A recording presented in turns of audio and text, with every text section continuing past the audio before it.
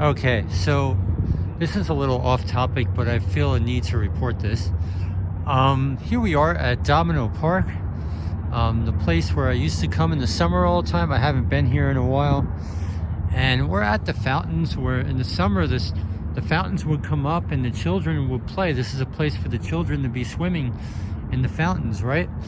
And I already reported on the FBI trying to sexually harass me in front of children and causing a scene, all that kind of stuff.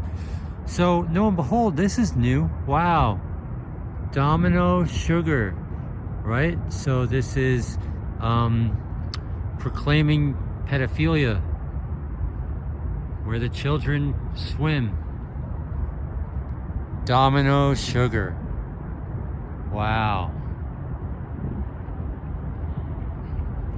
Thank you for tuning in.